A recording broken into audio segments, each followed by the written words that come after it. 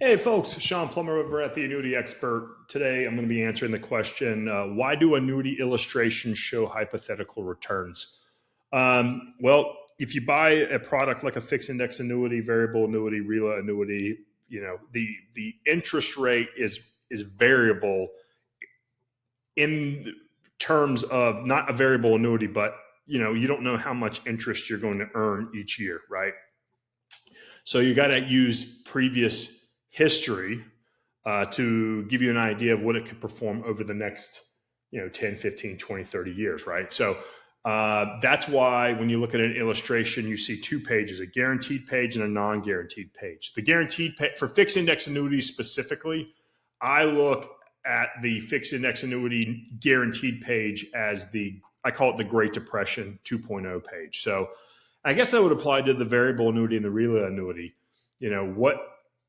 What's the worst case scenario in terms of performance? Earning 0% interest on a fixed index annuity, or you actually losing money in a RELA annuity or a variable annuity. Okay.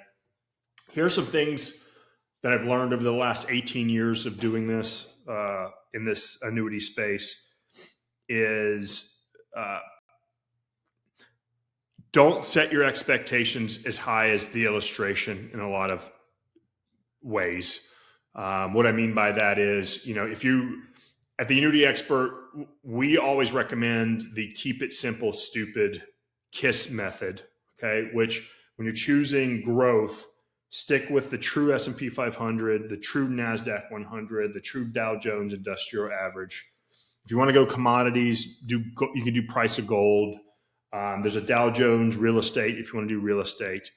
But we typically stick to those three, S&P, NASDAQ, Dow Jones, because every night on your 6:30 and 7 o'clock news, you're going to see what the performance of that index is. So in the years that you don't earn interest, you know exactly why you didn't earn any interest, because those indexes didn't do well, okay? When you look at illustrations, they're going to look at the last 10, 15, 20 years of performance. Last time I checked, the last 10, 15 years performance was one of the best upticks in history.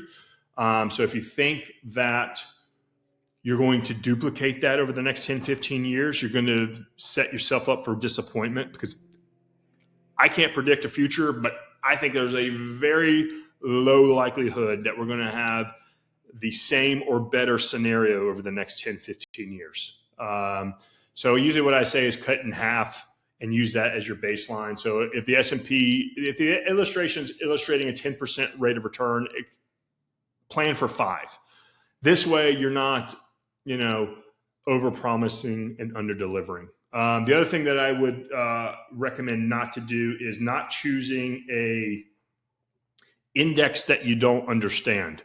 In the last decade, insurance companies are trying to get clever with their indexes, and they're either coming up with brand new indexes or they're creating mutated versions of the S&P 500, NASDAQ 100, Dow Jones Industrial Average. And they're illustrating astronomically high rates of return. And we are seeing people contacting us bageling, meaning they're earning little to nothing. I'll give you an example. Last week, I had somebody contact me saying that they have been in an Allianz fixed index annuity for 6 years. They've paid over $6,000 in fees, and they've averaged 0.0357% over the 6-year period. That is because the financial professional insisted on picking an Allianz product and choosing one of these mutated indexes. And man, the last 6 years, you would think they've done pretty damn well, and they haven't. They would have performed better in a high yield savings account in the bank. And the sad thing is about that situation is Allianz's income products are performance based. So if the performance is piss poor, your lifetime income that you're planning on is piss poor, right?